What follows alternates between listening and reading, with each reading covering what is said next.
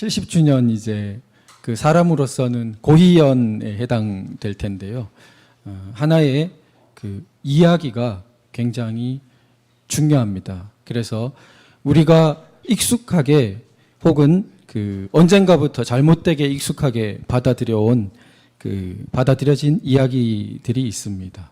자, 우리나라에는 구한말에 어지러울 때 동학 농민 혁명 혹은 농민 전쟁 같은 게 있었고, 그게 실패해서 우리나라를 잃었고, 그래서 일제 때 가장 열심히 싸운 무장투쟁한 사람들이 있었고, 그 사람들의 힘에 크게 입어서 해방이 왔는데 한반도 남쪽에 특히 친일 매국 반동 세력들이 준동해가지고 미제국주의와 손을 잡고 나라를 분단시키고 마침내 북침해서 한반도에 동족 상잔의 전쟁을 일으키고 그것을 영웅적으로 반도 북부를 막아낸 뒤에 남쪽에서는 여전히 이 매국노들이 집권하다가 군사 쿠데타까지 일으켜서 그것을 합리화하기 위해서 조금 경제 발전을 했는데 독재를 너무 심하게 하고 민중이 저항하니까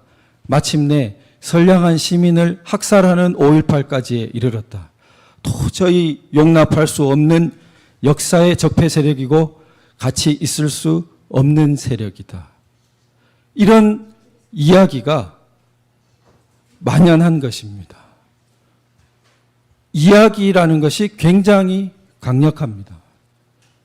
그러면은 이렇게 만연해 있는 이야기를 우리가 어디서부터 치료를 해야 됩니까? 이게 보면 곳곳이 우리가 반론을 하고 싶고 객관적으로 반박할 것이 많겠지만 우리가 전체적으로 하나의 이야기로 대응하지 않는 한 굉장히 무력하게 당하기 쉽습니다.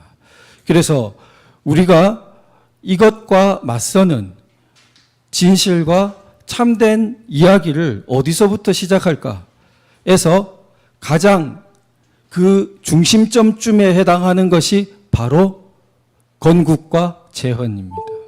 그래서 이 1948년이라는 건국과 재헌을 어떻게 보아야 되느냐. 이게 오늘 제목이 좀 한편으로는 너무 커서 저도 상당히 고통스러웠습니다. 준비하는데. 그런데 그 제목처럼 70주년을 맞은 우리 1948년의 헌법은 인류사적인 의의를 가진 것이다. 그러니까 이 세계사에서 자유민주주의 헌법 자체가 굉장히 귀한 것입니다. 그 자유민주주의 헌법을 제대로 시행하는 나라 자체가 전 세계적으로 굉장히 드뭅니다. 그래서 전 세계적으로 역사 속에서 자유민주주의 헌법이 귀중한 데다가 특히 우리나라는 이제 오늘 강의에서 더 보겠지만 특히 우리나라의 자유민주주의 헌법은 더욱 특별한 의미까지 플러스 알파까지 더욱 겸한 것입니다. 그러면은 이 귀한 마치 성탄의 이야기처럼 그 귀한 옥동자가 1948년 이 땅 한반도에 태어난 것이고 어느덧 이제 70주년을 맞은 것입니다. 그래서 우리가 그럼 그 이야기의 출발점으로 자 크게 한 세 부분을 가지고 이야기를 살펴보겠습니다. 우선 그 헌법을 한번 보고 두 번째는 그 인류사의 맥락으로 살펴보고 세 번째는 대한민국 건국헌법을 특히 좀 집어서 살펴보도록 하겠습니다. 먼저 첫 번째에서 헌법에서 그 헌법 일반과 다른 나라 그리고 우리 건국헌법에 앞서 있었던 연역 과정을 조금 살펴보도록 하겠습니다. 자, 그럼 첫째로 그 헌법이란 것이 제가 복사를 해오면 A4 용지 한 10페이지 채 안 되는 분량입니다. 그런데 이것이 현행 헌법은 서문격에 해당하는 전문 또 뒤에 그 부칙이라고 해서 그 연혁이나 공포 날짜 같은 걸 가진 부칙 본문은 130개 조항입니다. 그런데 건국헌법 1948년 7월 17일 공포된 건국헌법도 대체로 체제가 비슷하고 그 본문 조항이 103개 조항으로 조금 짧습니다. 그러면 그러한 헌법을 들여다보면 크게 세 가지 파트로 나뉩니다. 그래서 총강이라고 해서 가장 일반적인 국채와 근본적인 질서를 규정한 규정이 있고 부분이 있고, 그 다음에 국민의 굉장히 기본권을 규정하는 파트가 있습니다. 각종 자유가 있다 이렇게 나옵니다. 그리고 세 번째는 이게 양으로는 제일 많은데 국가기관들에 대해서 규정하고 있습니다. 그래서 국회부터 시작해서 대통령, 행정부, 법원 이런 삼권기관과 나머지에 대해서 규정하고 있는 것이 큰 골자입니다.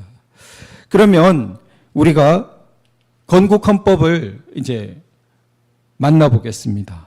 건국헌법이 이렇게 되어 있습니다. 1조, 2조 이렇게 나가는데요. 건국헌법에서 보면 1조에서 대한민국은 민주공화국이다, 그렇게 국채를 선언하고 있습니다. 2조에 가면 주권 규정이 나옵니다. 그래서 주권은 국민에게 있고 모든 권력은 국민으로부터 나온다. 3조에 가면 국민 요건을 규정합니다. 지금 이것이 제일 아래쪽에 보시면 영토, 주권, 국민이라고 해서 국가의 3요소로 일반적으로 거론하는 것이 체계적으로 지금 앞부분에 나오는 것을 볼 수 있습니다. 국가가 실제로 존립하려면 세 가지 요소가 필수적인데, 영토, 그죠? 땅이 이렇게 있어야 되고, 그 다음에 주권, 자기의 주권을 갖고 있어야 되고, 그 다음에 국민이 실제로 거기에 있어야 되는 거죠. 그러면 문정부가 좋아하는 1919년 건국설로 가면 1919년에 이게 있습니까? 우리나라에? 예, 없다는 것을 확인할 수 있습니다. 절대 실질적인 건국이 될 수 없는데 자꾸만 왜곡하는 것입니다. 그러면 1948년에 이르러서 헌법을 보면 2조에서 주권 규정이 있고 3조에서 국민 규정이 있고 4조에는 영토 규정이 있습니다. 체계적으로 3요소를 다 규정하고 있는 것을 볼 수 있습니다. 이것이 단지 선언이 아니고 당시 확보하고 있었던 것이죠. 일제로부터 독립해서 주권이 있고 그리고 국민이 있고, 그 다음 영토는 당시에 특수사정상 38선 이남만 실질적인 지배를 하고 있었고, 휴전선 이북은 38선 이북은 막혀 있었던 그런 상황인 것입니다. 5조를 보면 특수하게 지금은 없는 규정인데요. 대한민국은 정치, 경제, 사회, 문화의 모든 영역에 있어 각인의 자유, 평등과 창의를 존중한다. 이렇게 해서 각인이라는 게 각자 개인이죠. 개인의 자유 그리고 창의, 이것을 특별히 존중하는 규정을 두고 있습니다. 그러니까 제일 앞에 1조의 민주공화국을 앞에 자유라는 말이 없다고 해서 자유민주가 아니라고 거짓말할 수 없게 5조에 못 받고 있는 것이죠. 절대 저 민주는 자유민주가 아닌 다른 인민민주나 허튼 민주일 수가 없는 것입니다. 그래서 개인의 자유, 그리고 오늘날 21세기에 들어도 참신하게 창의까지 딱 넣어놨습니다. 창의까지. 그래서 자유와 창의를 존중하는 그러한 제헌헌법, 건국헌법을 살펴볼 수 있습니다. 자, 현행헌법입니다. 건국헌법 후에 40년간 우리 헌법은 9차례 개정됐습니다. 크고 작은 개정이 있었는데요. 1987년 9차로 개정된 후에 지금까지 30년간은 개정되지 않았습니다. 헌법이 자주 바뀌는 게 좋을까요? 덜 바뀌는 게 좋을까요? 덜 바뀌는 게 좋습니다. 그 사회의 안정성을 보여줍니다. 그래서 안정된 나라인 미국은 헌법이 이 200년 넘게 시행됐으면서도 그동안 바뀐 조항을 다 모아봐야 몇십 개에 불과합니다. 뒤에 부록처럼 붙여놓았어요. 자, 한편 불안정한 나라일수록 자고 나면 헌법이 막 바뀝니다. 그래서 지금 그나마 30년간 우리가 유지해 왔는데 지금 민주공화국이다. 1조 1항이 그대로 유지되고 있죠.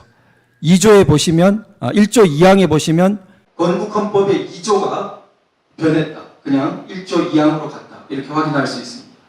또 지금 헌법 2조는 국민요건, 그래서 건국헌법의 3조가 그대로 거의 간 것입니다. 자, 유지되고 있죠. 4조가 3조 영토조항으로 이것은 한 글자도 안 바뀌고 똑같습니다. 영토조항. 대한민국의 영토는 한반도와 그 부속 도서로 간다. 김의영 사무총장님이 강조하지만 우리 헌법에서 한 조항을 고르려면 골라야 될 만큼 귀중한 조항입니다. 만약 이 헌법이 빠지면 그러면 여러 가지 일이 가능합니다. 그래서 이 북한을 정통성 있다고 규정하는 것부터 시작해서 뭐 우리나라가 언젠가 자유통일돼야 된다는 것까지 다 포기합니다. 영구 분단적인 그런 것까지 저 조항이 빠진다면 모두 공적인 테이블로 다 올라오는 것입니다. 그래서 사실은 주사파라고 명명되는 사람들은 저 조항을 아주 철천지 원수로 여깁니다. 저 조항을 헌법에서 빼는 것을 지상과제로 생각하고 있습니다. 그들이 북을 기준으로 한반도를 통일하고 싶어서 그럴 수도 있고 영구 분단 체제를 확립하고 싶어서 그럴 수도 있고 스펙트럼은 조금씩 변형이 있을 수 있는데 어쨌든 자유통일은 아닙니다. 그 사람들 머릿속에 있는 것은. 그래서 이 3조와 밑에 4조를 보시면 4조의 자유민주적 기본질서 이게 이제 박정희 대통령 때에 들어간 조항인데 그래서 3조와 4조를 합치면 자유통일이라는 과제가 나오게 되는 것이죠. 그래서 우리 지금 현행 헌법을 확인해 봤습니다. 자, 그러면 다른 나라의 경우에 어떻게 되는지 한번 보겠습니다. 대표적으로 그 자유민주주의로 보거나 헌법으로 보거나 세계에서 제일 일찍 발달한 나라가 영국입니다. 그리고 영국에 뒤이어서 좀 문화적으로 연결되어 있죠. 미국이 발달하고 그 다음에 순서로 프랑스 정도 그렇게 대표적으로 봅니다. 그럼 영국을 보면 영국은 가장 특징적으로 소위 불문헌법이라고 부르는데요. 글자가 없다는 건 아니고 헌법전이라고 이렇게 따로 한 권으로 모아놓은 형식적인 그런 단일 헌법전이 없다 이런 뜻입니다. 그러면은 영국은 헌법을 어떻게 보냐? 우리가 유명한 마그나 카르타, 대헌장, 또 뭐 역사책에서 보실 수 있는 권리장전, 권리청원 이런 문서들이 역사적 문서들이 헌법적인 기능을 합니다. 그러니까 그것을 헌법의 지위로 인정합니다.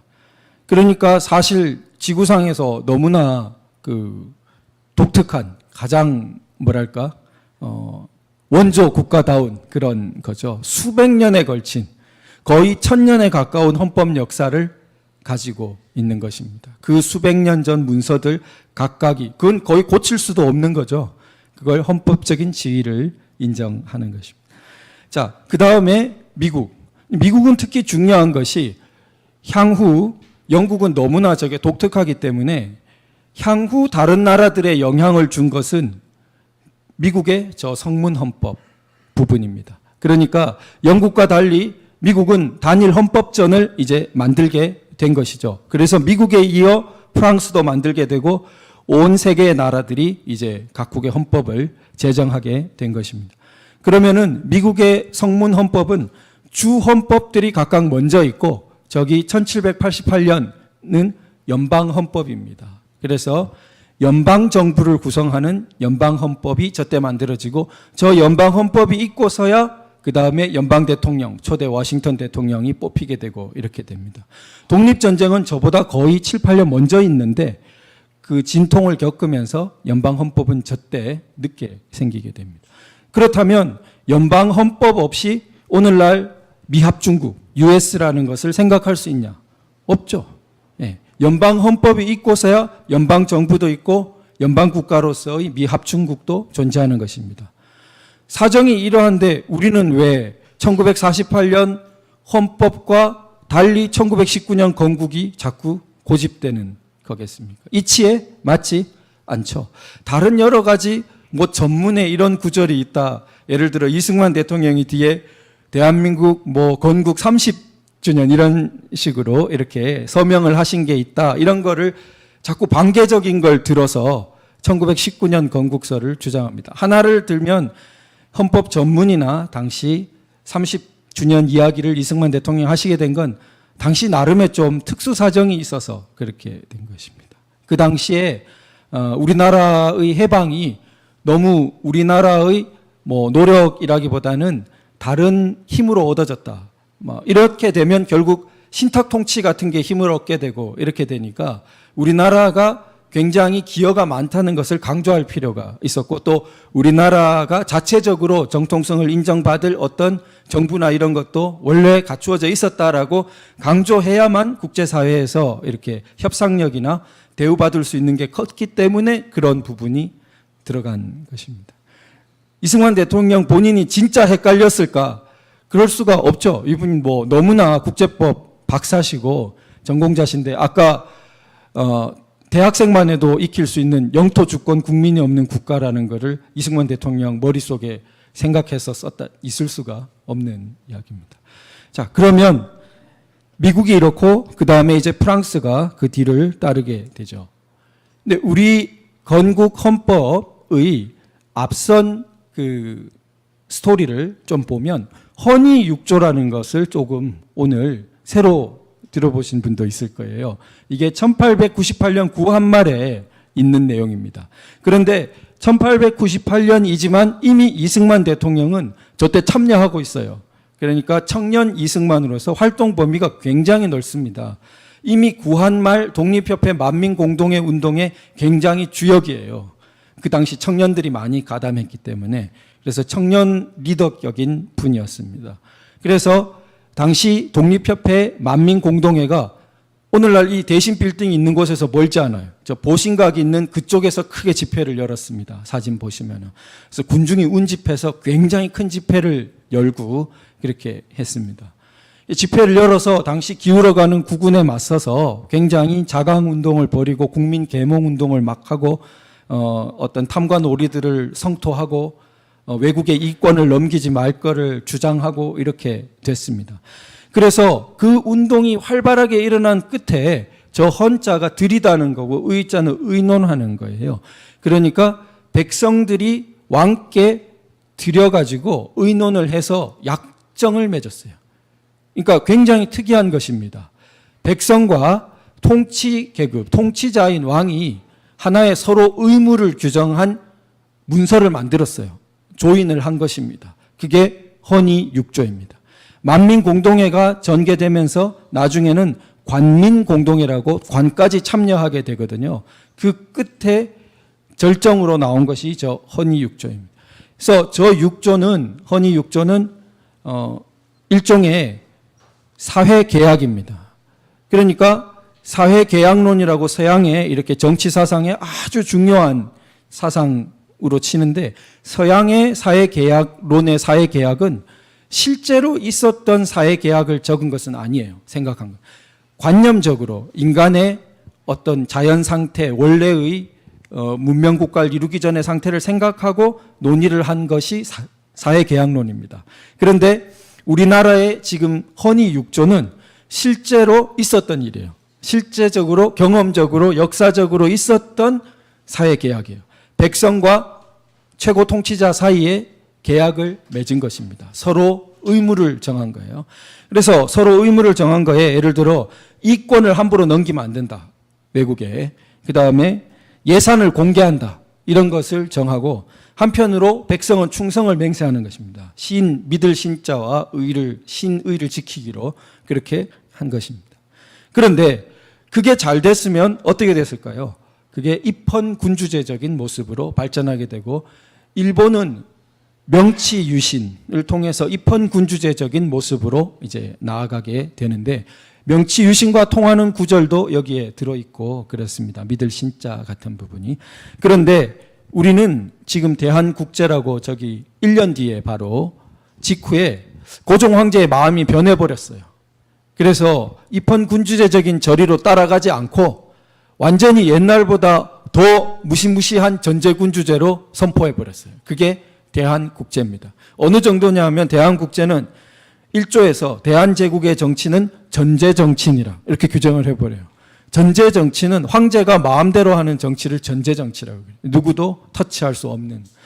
2조에 가면 대황제께서는 무한한 군권을 향유한다.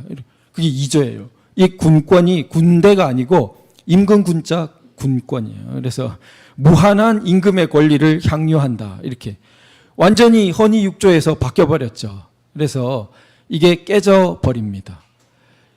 박은식 선생은 나중에 한국 통사에서 지적한다고 연구자들이 그럽니다. 저때 헌의 6조처럼 갔다면 을사늑약처럼 강요를 하는 것을 막을 수가 있었을 거다. 일제 강점 이렇게 합병 조약도 마찬가지다. 왜냐하면 의회처럼 이렇게 의회가 인가를 해야만 국가의 중요한 조약이 조인되는 거라면 일제가 의회 전체를 둘러싸고 협박을 해대야 되기 때문에 국제적으로 모양이 아주 사나운 거죠. 그러나 전제군주정이었기 때문에 왕 한 사람만 겁박하면 합법적으로 조약이 맺어지는 것입니다. 나라도 합법적으로 넘길 수 있게 되는 것입니다. 그래서 아쉬워 통탄을 했다고 합니다. 그래서 지금 그 의미가 있는데요. 저렇게 상황이 변하자 이제 만민 공동의 독립협회에 대한 대대적인 탄압이 있고 당연히 청년 리더 격이었던 이승만 대통령은 표적이 되어서 이제 거의 사형까지 언도받고 감옥에 갇히게 됩니다. 그 감옥 속에서 예수님도 만나고 다시 민주공화국에 대한 비전을 확실히 가지게 됩니다. 그래서 그 당시 민주공화국에 대한 비전을 확실히 가진 분은 소수였겠죠, 아주. 그래서 1905년 이 무렵 되면 감옥에서 독립정신 같은 걸 쓰고 민주공화국에 대한 비전을 이렇게 확립하게 됩니다. 그 비전이 1948년 우리 건국헌법으로 이제 열매를 맺게 되는 것입니다. 그럼 임시정부 헌법이 중간에 좀 끼어 있어요. 자, 1919년 3.1운동 무렵이 되면 1905년만 해도 굉장히 소수였던 이 자유민주공화국, 민주공화국, 왕정이 아닌 그런 비전이 상당수 독립운동가들에게 공유되게 됩니다. 그래서 임시정부를 세웠던 상당수 사람들은 왕정으로 돌아가자는 사람들이 거의 없었습니다. 그래서 독립해서 새로 세우는 나라는 공화국이어야 된다. 그게 뭐 내각제든 대통령제든 그런 것에 상당한 합의가 존재했습니다. 그래서 여러 임시정부들이 합해진 상해 임시정부에서 처음에 헌법안이 있고 그 뒤로 몇 차례 개정도 거치면서 이어집니다. 그러면 저 임시정부 헌법이란 게 있으니까 또 1919년 건국이 어쩌고 이렇게 나올 수 있는데 임시정부 헌법이라는 것은 하나의 선언이고 비전입니다. 그냥 아직까지는 머릿속에 있는 것에 불과해요. 영토도 없고 국민도 없고 주권도 없는데 하나의 계획이죠. 강령이죠. 그러나 1948년 헌법은 아주 차원이 달라버립니다. 같이 헌법이란 이름 달고 있다고 해가지고 내가 장래 가지고 싶은 아이를 엄마가 이렇게 그림을 하나 그렸어요. 그 아이가 있고 실제 피와 살을 가지고 그 아이를 낳고 아이가 태어났습니다. 같아요? 그 두 개가? 비슷할 수는 있겠죠. 모양이 잘 그렸으면은 장래 태어날 아이의 모양이. 그러나 완전히 다른 거죠. 이건 차원이.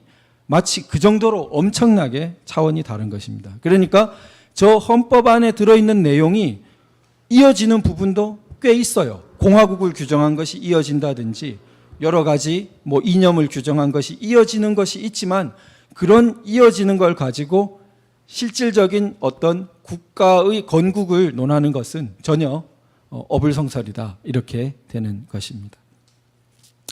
자, 그러면 우리가 하나만 마지막으로 덧붙이면 헌의 6조부터 임시정부로 가건 이승만 대통령 항상 끼어 있어요. 그래서 1919년 건국을 주장하는 분들조차도 이승만 대통령은 피해갈 수 없어요. 왜냐하면 당시 처음에 3개의 임시정부가 한성, 노령, 상해 이렇게 3곳에서 각자 서는데 그 각자 서는 3곳마다 이승만 대통령은 거의 탑 리더예요. 그러니까 서로 의논하고 한 게 아닌데 누구나 이승만 대통령은 거의 수반격으로 인정하고 있었던 것입니다. 그래서 당연히 합쳐진 상해 임정에서도 초대 대통령으로 그렇게 추대된 것입니다.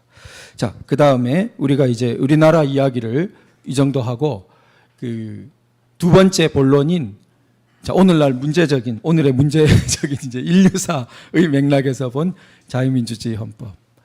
인류사라고 하니까 우리가 세계사, 문명사 이런 말을 듣는데 인류사는 또 왜 나왔냐?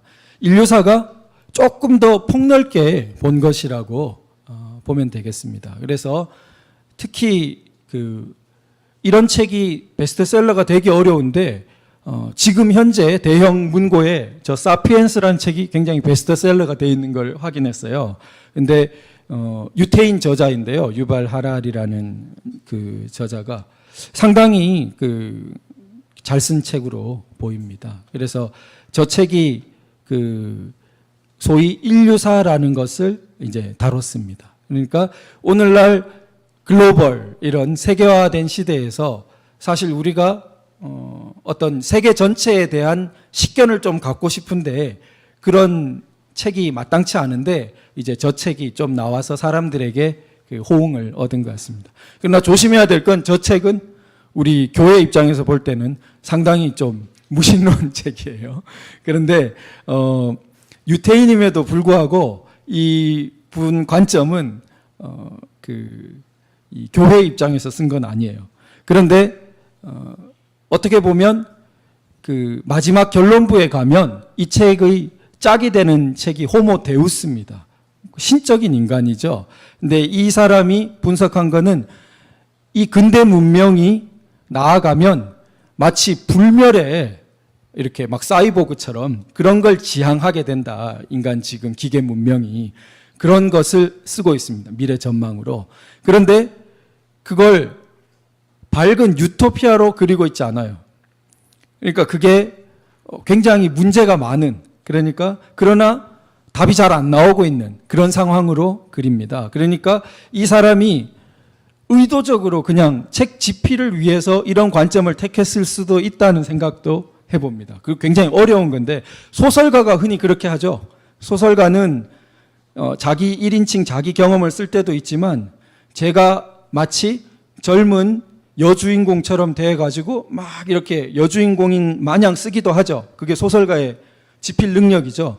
그런 능력을 가진 건지도 모르겠다는 생각을 해봅니다. 복잡해요. 굉장히 근데 다루는 능력이 뛰어납니다. 자, 그러면 그 책에서 세 가지를 크게 거론했습니다. 그러니까 우리가 흔히 호모 사피엔스가 현생 인류 종이라고 그렇게 말하죠. 그런데 이 사람이 볼 때 7만 년에서 약 3만 년 전 사이에 출현한 것으로 그렇게 봅니다. 그러면 3만 년 전이면 뭐 크게 멀진 않아요. 우리 뭐 지질학적 시대 이런 거 막 생각하는 것에 비하면. 그런데 그 특징이 한마디로 말입니다. 말. 그래서 이 사람이 들고 있는 호모 사피엔스의 출현이라는 것은 말하는 존재의 출현이에요. 말하는. 언어를 가진. 그 언어가 단지 저기 사자가 나타났다 이런 정도가 아니라 다양한 변형이 가능하고 사람들에 관한 뒷담화를 할 수 있을 정도의 말. 그런 말이 출현한, 저때 출현한다고 합니다. 그러면은 저런 말이 출현하면 그 다음에 이 사람이 말하는 건 상상적인 실제라고 표현을 하는데요. 경험적으로 바로 만져서 알 수 있는 게 아닌 예를 들어 신이라든지 이런 존재를 이렇게 인간이 서로 의사소통을 한다는 겁니다. 그게 말 없이는 불가능한데 말이 나옴으로써 그런 도약이 이루어진다고 보는 거예요. 그래서 그 다음 단계가 이제 역사적으로 많이 연구되는 농업혁명, 10,000년 정도 전입니다. 10,000년 정도 전에 보통 저 농업혁명과 더불어서 우리가 문명이라고 부르는 그런 고고학적 유적들이 막 나오는 단계입니다. 가장 풍부한 곳이 지금 이라크에 있는 그 수메르 지역이에요. 그 유프라테스강, 티그리스강 있는 메소포타미아 지역. 가장 옛날에 거기에 도시국가 같은 것이 출현했습니다. 농업혁명도 그쪽에서 일어났고요. 그러니까 농업혁명이라는 게 농사를 짓기 시작한 겁니다. 농사를 이렇게 짓고 거기에 정착촌이 형성되어서 그 규모가 커져간 그래서 작은 국가 같은 것이 출현한 그런 단계를 거치게 됩니다. 마지막으로 이 사람이 큰 그 시기를 구분한 것은 과학혁명이에요. 그러니까 약 500년 전. 그런데 이 사람이 과학혁명이라고 부른 것은 우리가 볼 때는 근대 서구 문명의 출현과 비슷합니다. 그러니까 오늘날 전 지구를 거의 휩쓴 평정한 근대 서구의 출현이 그 다음 굉장히 큰 시기를 구분할 수 있는 거로 그렇게 보고 있습니다. 그러면은 우리가 이런 인류사 혹은 세계사의 맥락에서 자유민주주의 헌법이라는 것은 도대체 어떤 위치를 가지는 거냐, 이게 이제 우리의 주제죠. 이렇게 보면 당연히 자유민주주의 헌법, 자유민주 체제는 과학혁명이라고 이름 붙인 근대 서구의 출현 그 무렵에 있습니다. 그러면 이런 근대 서구의 출현에 뿌리가 어떤 게 있냐? 뿌리가 약 3개 정도를 살펴볼 수 있는데 흔히 1번, 2번이 이제 많이 말해지는 것입니다. 그리스 로마의 뿌리를 둔 게 하나 있고 그걸 보통 헬레니즘이라고 부르죠.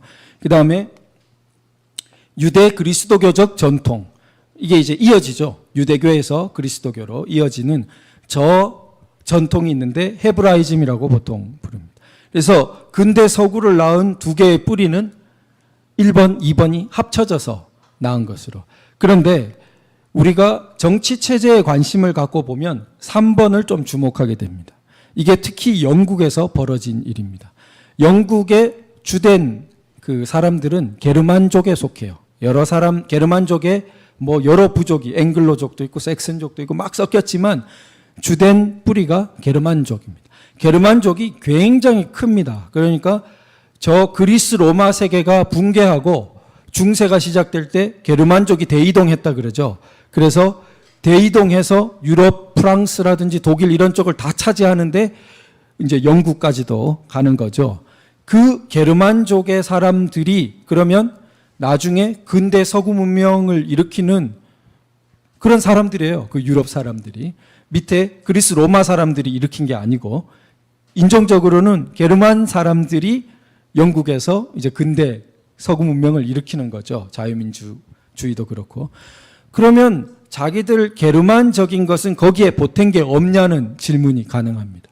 그 거대한 게르만족의 어떤 전통은 하나도 기여한 게 없느냐. 근데 그게 보니까 보통법이라는 것이 게르만족의 그 관습법과 자기 전통적인 법에 굉장히 닿아 있어요. 게르만족의 습속과 역사에. 그래서 보통법이라는 것이 영국 자유민주주의 발달에 굉장히 중요합니다. 그러니까 이 보통법이라는 걸 생각할 때 자유민주주의는 이렇게 한 3가지 원천 정도를 지닌다. 제가 굳이 3번을 든 이유는 이 자유민주주의가 이제 미국을 거쳐서 자, 일본과 우리나라까지 왔습니다. 그럼 이제 중국도 갈 거라고 봅니다. 그러면 미래에 일본, 한국, 중국까지 이렇게 들어간 자유민주주의는 그냥 서구의 자유민주주의로만 그대로 남아 있을까? 이렇게 의문을 갖게 됩니다. 이 동양은, 동아시아는 한 방울도 거기에 뭔가 보태는 게 없을까? 제가 볼 때는 보태는 게 있을 거라는 거죠. 왜냐하면 게르만족도 저 찬란한 그리스 로마 유대 그리스도교가 있었지만 한 방울은 보탰다는 거죠. 보태서 영국에, 미국에 이런 그 찬란한 영미 문화가 나온 것입니다. 그러면은 우리 이쪽도 뭔가 보탤 것이 있을 것이다. 근데 뭘 보태는 건지는 우리 고민을 해봐야겠죠. 뭘 보탤 수 있을 것인지. 그런데 좀 앞질러서 말하면 그 면에서 우리는 굉장히 축복받은 것입니다. 왜냐하면 우리 국부인 이승만 대통령이 이 동서 전통을 융합한 분이에요. 그러니까 이분이 스승이 당시 대사헌을 지냈던 분이에요. 대사헌은 뭐 대제학, 뭐 대사관 이렇게 3사라고 일컬을 정도 당대 최고의 그 학식을 갖춘 분이 하는 벼슬입니다. 그 분이 그 이렇게 친척 이 선생님이에요. 그래서 그분한테 한학을 배웠습니다. 그래서 당시 우리나라가 갖고 있었던 그 한학 동양 전통의 정수를 다 배제학당 가시기 전에 다 배운 분이에요. 그 다 배우고 그 다음에 늦게서야 거의 20이 되었어야 배제학당에 가서 또 빠르게 아주 서양 문화를 흡수해서 서양 문명의 거의 최고봉인 프린스턴, 하버드 이런 데 가서 박사를 하신 거죠. 그래서 동서양 전통을 같이 갖고 있어요. 그게 퓨전됐어요. 요즘 말로. 그런 분이 거의 드뭅니다. 그런 분이 실제적으로 나라를 건국하는 국부가 되는 것은 굉장한 행운이에요. 그 나라의 기초가 스며 있기 때문에. 그래서 우리는 뭔가 한 방울을 보태지 않을까 그렇게 이제 기대를 가져봅니다. 자, 그러면 어떤 우리가 자유민주주의를 볼 때 지금 이제 제가 그 베르그송이라는 그 철학자의 프랑스 철학자의 그 책을 인용하려고 하는데 이유가 어떻게 되냐면 하나 때문입니다. 자유민주주의를 기독교와 관련 없이 보려는 분들이 꽤 있어요. 그러니까 기독교를 떼버리고도 자유민주주의를 논하는 것이 가능하다고 생각하는 흐름이 있는데 저 베르그송이라는 프랑스를 거의 대표한다고 볼 수 있는 철학자는 절대 그렇게 생각하지 않습니다. 그러니까 서양의 큰 흐름에서 볼 때는 그렇게 생각하지 않는다고 봐야 돼요. 그러니까 기독교라는 걸 떼버리고 자유민주주의를 이해할 수는 없다. 이게 저쪽의 정설이라고 봐야 됩니다. 자, 그거를 이제 좀 확인해 보겠습니다. 자, 그러면은 이 부분 한번 이제 읽어볼까요? 같이 시작. 민주주의는 인간에게 침범할 수 없는 권리들을 부여한다.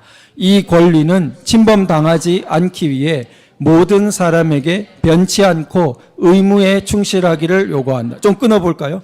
자, 우선 침범할 수 없는 권리를 부여하는데, 자, 이 민주주의는 거의 자유민주주의입니다. 인민민주주의가 아니고 그냥 자유민주주의라고 이해하시면 되고, 침범할 수 없는 권리, 이게 양도 불가능한 권리라는 말과 같은 말이에요. 번역할 때 침범할 수 없는 권리 또는 양도 불가능한 권리라고 해요. 그러니까 인간의 기본적인 권리, 기본권, 인권은 남이 그걸 침범하면 안 되는 거예요. 침범할 수 없는 권리인 거예요. 신앙의 자유, 그거를 침범해가지고 십자가를 밟고 지나가지 않으면은 너를 죽이겠다. 예, 그런 사회는 당연히 자유민주 사회가 아니죠. 근대 사회가 아니죠. 침범할 수 없는 자유의 영역이, 권리의 영역이 있는 것입니다. 그런데 침범당하지 않기 위해 뭐예요? 반대로 의무도 있어요. 그러니까 권리가 있으면 딱 뭐라고 나옵니까? 의무도 있는 것입니다. 이게 부족한 경우가 많죠. 권리 주장만 하고 의무는 생각지도 않고. 이게 민주주의의 원론입니다. 그래서 다음을 같이 읽어보죠. 따라서 민주주의는 자신에 대해서 하듯 남을 존중하며 그가 절대적이라 간주한 의무들을 지키며 의무가 권리를 주는지 혹은 권리가 의무를 부여하는지 더 이상 말할 수 없을 정도로 이 절대적인 것에 잘 일치하는 이상적인 인간을 그 내용으로 한다. 자, 그래서 자신에 대해서 하듯 남을 존중하며, 이게 이제 조금 뒤에 나오겠지만 좀 기억해 보시는 분은 저거 독일의 누구 칸트에 통하는 황금률 이런 것에 통하는 말입니다. 그러니까 국경을 넘어서 서양의 저런 원리가 성경, 칸트, 베르그송 다 통한다고 볼 수 있습니다. 그리고 그런 황금률을 지키는 사람이 이상적인 인간이다. 자, 그러면 칸트처럼 말한다면 이렇게 나오죠. 그래서 칸트처럼 말한다면 이렇게 정의된 시민은 입법자이자 복종하는 자이다. 자, 이 말도 어때요? 우리가 국민이 법을 입법하지만 한편으로 국민이 법에 복종하죠. 입법자가 동시에 복종하는 사람이죠. 다스리는 사람이 동시에 다스림을 받는 사람입니다. 이게 동일성 이론이라고도 하는데 민주주의의 이상적인 원론으로 봅니다. 자, 그래서 다음 읽어보죠. 시작. 따라서 시민들 전체, 말하자면 국민들은 최고의 권한을 갖는다. 이론적인 민주주의는 이와 같다. 그것은 자유를 선언하고 평등을 요구하며 이 두 적대적인 자매를 그들이 자매라는 것을 회상시킴으로써 그리고 모든 형제보다 높이 놓음으로써 서로 화해시킨다. 자, 여기 자유가 나왔고 평등이 나왔고 그 다음 형제애라고 나왔는데 저게 박애입니다. 번역을 저렇게 해서. 그래서 프랑스 사람답게 프랑스 혁명에서 선포된 자유, 평등, 박애, 이렇게 자유민주주의 세 가지 근본 이념을 말하고 있는 것입니다. 그래서 자유가 있고 평등이 있는데 그것을 그 밑에 뭐가 있다고? 박애가 있다고. 그러면은 제가 읽어볼게요. 그러면은 세 번째 낱말 형제, 이 박애가 다른 두 낱말들 자유와 평등 사이에서 모순을 제거하는 본질적인 것임을 발견할 것이다. 즉 박애가 없으면 자유하고 평등하고가 같이 붙어 있을 수가 없다는 거예요. 둘이 서로 싸워가지고 붙어 있을 수가 없어요. 이 밑에서 굉장히 봉사하는 듯이 밑에 놓여 있는 박애가 있고서야 이 둘을 갖다 붙일 수가 있다고 보는 것입니다. 사랑이죠, 결국. 복음으로 보면은. 그러니까 기독교적으로 보면 사랑이 있어야 자유와 평등을 이렇게 붙일 수 있는 것입니다. 그래서 민주주의가 복음주의적 본질의 것이고 원동력으로서 사랑을 가지고 있다. 이렇게 말하는 것입니다. 아주 대가다운 글이에요. 그래서 보면은 같이 읽어보죠. 게다가 1791년에 인권선언의 모델로 쓰여진 미국 독립선언은 청교도의 반향을 지니고 있다. 우리는 모든 인간이 창조자에 의해 부여된 양도할 수 없는 권리들을 가진다는 것 등등을 자명한 사실로 간주한다. 저 양도할 수 없다는 게 침범할 수 없는 같은 말이에요. 그러니까 우리는 천부 인권을 갖는다. 태어날 때부터 하늘이 부여했다. 하느님이 부여했다. 신이 부여했다. 그 권리는 누구도 침범할 수 없다. 그런 뜻으로 씁니다. 자, 그래서 민주주의에서 어떻습니까? 이 반대 의견들이 근원적으로 종교적인 성격을 무시하는 사람들이 그때도 있었던 것입니다. 그러니까 제가 앞에서 말씀드렸듯이 기독교 배제하고 자유민주주의를 이해할 수 있다고 저 때도 19세기 말이나 20세기 초에도 강한 주장이 있었던 것입니다. 그러나 대철학자는 그 안 된다라고 분석한 것입니다. 안 된다. 만약에 떼버리면 어떻게 돼요? 떼버리면 자유민주주의 자체가 어떻게 되겠습니까? 기초가 사실은 허물어집니다. 자, 그 부분이 우리가 다른 방식으로 다시 한번 생각해 보겠습니다. 이 부분이 이제 오늘날 중요한데요. 제 강의에서도 중요하고 우리가 이 근대가 출발한 서구의 자유민주주의가 출발한 걸 흔히 르네상스라고 그럽니다. 많이 들어보셨죠? 르네상스 문화. 자, 르네상스에서 두 가지를 봐야 됩니다. 두 가지의 흐름이 있습니다. 그러니까 흔히 많이 알려진 흐름이 세속적인 르네상스예요. 그게 2번이에요. 인본주의라고 부릅니다. 보통. 그런데 사실은 저 인본주의가 나오기 전에 휴머니즘이라고 이렇게 보통 영어에서 되는 그 인문주의는 기독교를 바탕으로 먼저 나왔어요. 그게 이제 기독교 인문주의라고 그럽니다. 그게 중세 후기에 대표적인 사람이 예를 들어 우리가 아는 단테 같은 사람이에요. 신곡을 쓴. 단테 이전에는 그런 문학이 별로 허용이 안 됐습니다. 그러니까 좀 사회가 억압적이죠. 그러니까 좀 숨막히죠. 그런 중세에서 그런 문학을 쓰고 그런 개인의 좀 연애도 해요. 그래서 그 중세 같은 데서는 자유연애 이런 것도 굉장히 별로 허용되기가 좀 쉽지 않은 단계인데 단테 같은 사람은 그런 쪽으로 이렇게 가고 문학 작품도 표현을 합니다. 그런데 이 사람은 기본적으로 경건하고 크리스천이에요. 당시 이제 카톨릭 종교개혁 전이니까. 그런데 이게 곧 저리로 변해버려요. 인본주의로.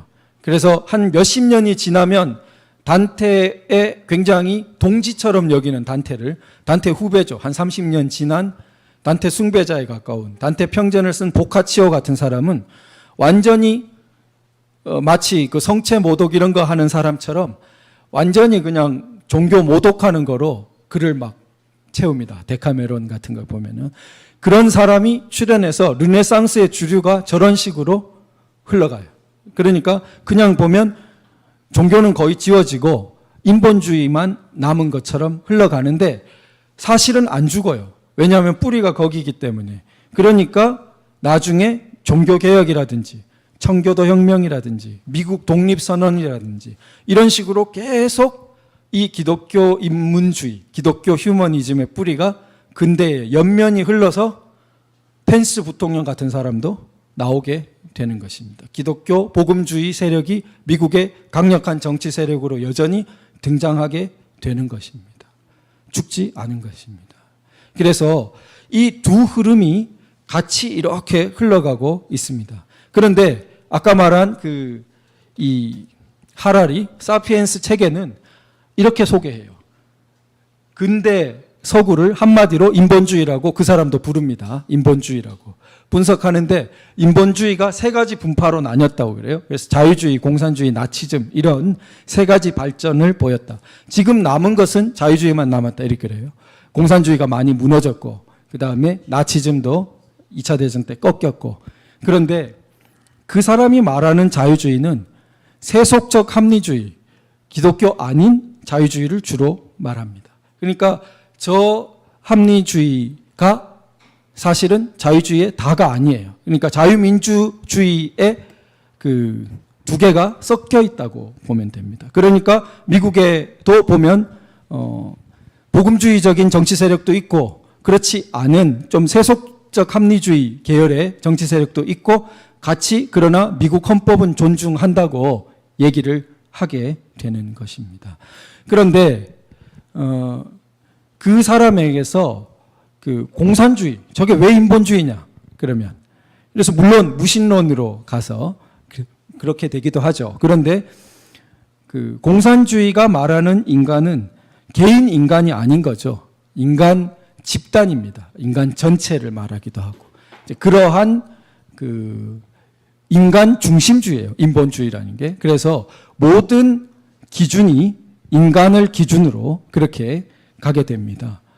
나치즘은 왜 들어왔냐? 나치즘은 이 사람은 진화론적인 인본주의라고 그럽니다. 그러니까 우등한 인종이 열등한 인종을, 그러니까 진화적으로 우등한 인종이 열등한 인종을 도태시키는 것이 자연 법칙에 맞고 그것이 역사의 순방향이다. 이렇게.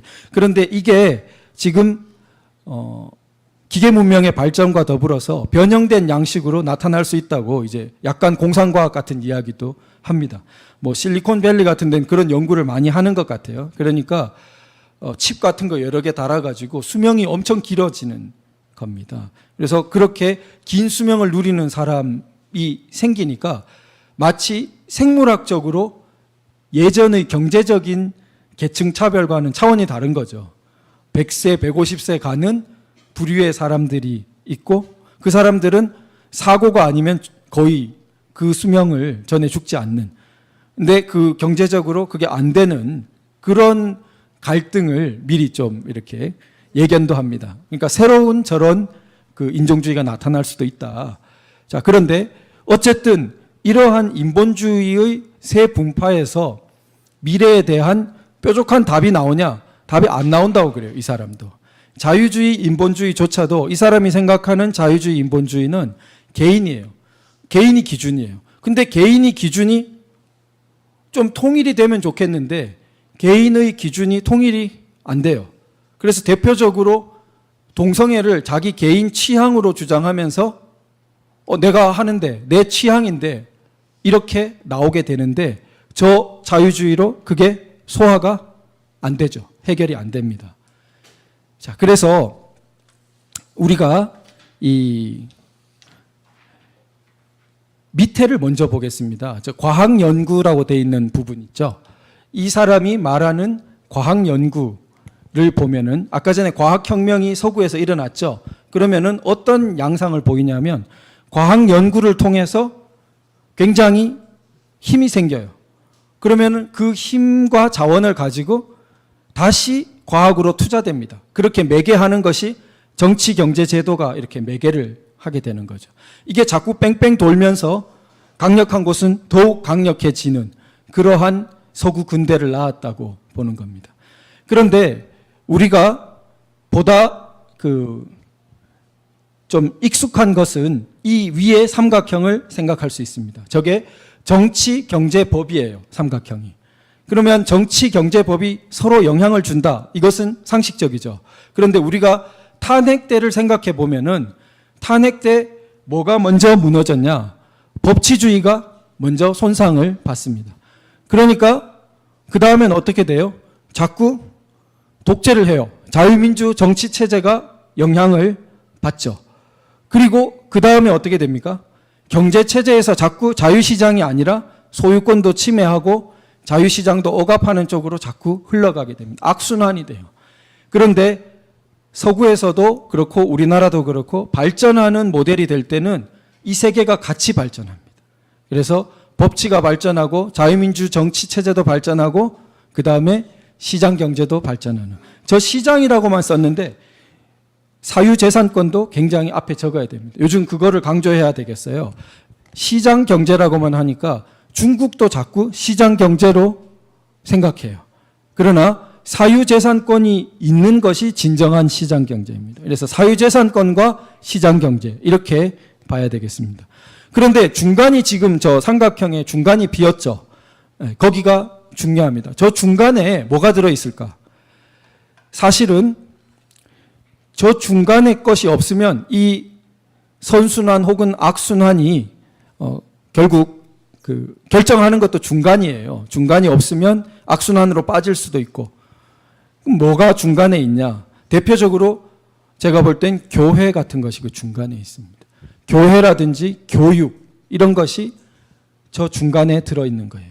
그러니까 교회가 제자리를 잃고 교육이 제자리를 잃고 이렇게 되면 악순환 고리로 막 도는 거예요.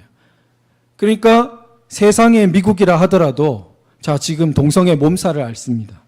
유럽은 더 그렇죠. 유럽은 교회가 더 일찍 깨졌죠. 교회가 굉장히 위기를 겪었어요. 그러면 법치가 있고 자유민주 정치체제 시장이 있어도 나라가 자꾸 굉장히 어디 딴 데로 가는 모양새를 보이게 됩니다. 그래서 과학, 학문, 교육 이런 것도 전부 저 중간에 있는 것입니다. 그래서 우리가 과학, 학문, 교육 이런 게 잘 되면 거기서 좋은 힘이 생기죠. 제도를 매개해서 다시 더 좋은 교육을 강화하게 됩니다. 이렇게 중간이 강화되면 밖에 순환도 더욱 좋은 순환이 자꾸 일어나게 됩니다. 그래서 우리도 지금 현재 위치가 어디에 처해 있겠냐. 그 다음에 우리 건국헌법으로 돌아가면 이승만 대통령은 교육을 굉장히 강조했습니다. 의무교육만이 아니라 고등교육을 강조했어요. 즉, 이 구도를 정확히 다 기초하신 거죠. 그래서 앞에 중간에서 교육이 도니까 결국 전체적으로 정치, 경제, 법이 우리나라가 아주 선순환을 이루면서 발전 도상을 걸었던 것입니다. 그래서 자, 그러면 이제 마지막 마무리를 가보겠습니다. 자, 우리가 자유민주주의 헌법이란 것이 세계적인 관점에서 볼 때 참 귀하고 축복받은 것인데 그러면은 우리나라의 자유민주주의 건국헌법은 특별히 더 어떤 면에서 제가 플러스 알파가 있다 그랬는데 왜 그러냐? 제가 볼 때는 우리나라 자유민주주의는 아까 두 가지 세속적 흐름의 자유민주주의가 약해요. 우리나라 자유민주주의는 기독교적인 인문주의 계열의 자유민주주의가 굉장히 셉니다. 그게 우리나라의 플러스 알파라는 겁니다. 미국만 해도 이게 거의 비등비등하게 있어요. 미국엔 사실 정착촌이 유명하게 두 군데의 정착촌이 있습니다. 그래서 뉴욕 밑에 버지니아 쪽에 원래 정착촌이 하나 있었고 거긴 신교도가 아니었어요. 저기 메이플라워 타고 온 매사추세츠 보스턴 쪽에 온 정착촌이 두 번째 정착촌인데 거기가 미국 청교도 정신의 정착지입니다. 이 두 흐름이 미국 내에는 계속 흐릅니다. 그런데 우리나라는 어떻게 보면 보스턴적인 것으로 건국이 된 겁니다. 이것이 플러스 알파라는 거예요. 그래서 왜 그러냐? 그럼 따져보면 우리나라 재헌의회 아까 전에 이윤영 목사님이 개원 기도를 하셨는데 이윤영 목사님은 조만식 선생의 거의 오른팔 같은 분이에요. 조만식 선생이 이북에 동포를 버릴 수 없다고 남고 대신 그 오른팔 같은 이윤영 목사님은 내려와서 남한 서울에서 재원위원이 되어가지고 기초도 하신 겁니다. 자, 그러면은 우리 이승만 대통령 조만식 선생도 당시 이북 지역에서 휴전 38선 이북 지역에서 한 사람 꼽으라 하면 다 조만식 선생이 뽑힌 사람이에요. 그래서 소련 군정조차도 조만식 선생을 대통령 해줄 테니까 우리에 협력해라고 회유할 정도로 대표적인 지위에 있었습니다. 그럼 저분 조만식 선생 또 이승만 대통령 다 기독교 민족주의자들로 강력한 분들입니다. 그러니까 저분들이 주류가 되어서 대한민국 건국이 이루어지게 돼요. 그러니까 우리가 플러스 알파가 있다. 그 다음에 이승만 대통령은 동서 전통의 그 융합을 체화한 분이다. 그러니까 아까 전에 말씀드린 이게 그 근대 서구에서 자유민주주의가 태동해서 미국을 거쳐서 동아시아 쪽으로 이렇게 오고 있습니다. 그러면은 자, 우리나라에서 그럼 이 동아시아에서 무언가 한 방울이 떨어뜨려진다면 그런 것을 기대하기 좋은 그런 상황이 있는 거죠. 우리에게는. 자, 그 다음에 세 번째는 이건 이제 좀 역설적인 건데요. 우리가 사실 우리에게 자유민주주의 헌법이 너무나 선물과 은총처럼 큰 선물로 확 주어졌어요. 예. 그러다 보니까 우리가 좀 제정신을 차리면 우리는 오만에 빠질 수가 없어요. 그게 한편으로는 복이라는 거죠. 서구인들은 그런 오만에 빠지기 쉽습니다. 왜냐하면 너무 영웅적으로 자기들이 쟁취한 것 같은 거예요. 이 위대한 문명을, 자유민주주의 같은 거를, 이 자유를 위해서 우리가 이만큼 피를 흘렸고 이 자유를 위해서도 우리가 이만큼 뭐 영웅적인 행위를 해서 오늘날에 이게 있다. 그러니까 그렇게 되면 결과적으로는 그 모든 역사의 주관을 인간을 넘어선 분이 하고 있다는 시각이 점점 약해지는 겁니다. 그러다 보면 세속적 합리주의식으로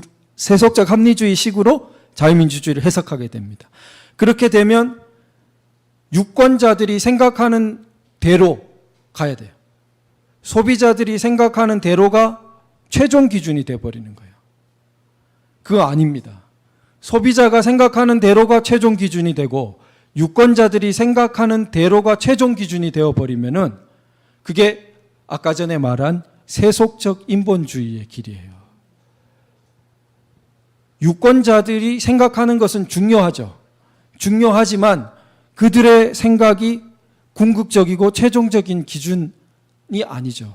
반성돼야 됩니다. 그것은.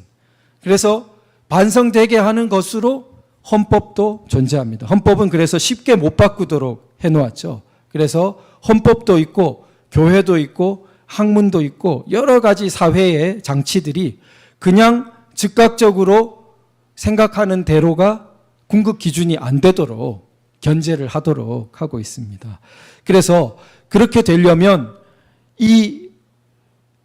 우리 힘으로 이게 얻은 거다라고 생각할수록 어떤 면에서는 함정이 되는 거죠. 그러니까 우리가 한편으로는 너무 우리는 선물처럼 받았기 때문에 그 지점을 잊지만 않으면, 근데 잊기가 쉬워요. 그게 문제예요. 우리는 이걸 또 잊어버려요. 그래서 지금 오늘 이제 70주년을 맞아 우리가 기억해 볼 때 너무 잊어버린 사람들이 많지 않습니까? 이 감사를 우리가 이처럼 우리에게 큰 정말 선물을 주셨는데 잊어버리는 거죠. 잊어버리면 답이 없습니다.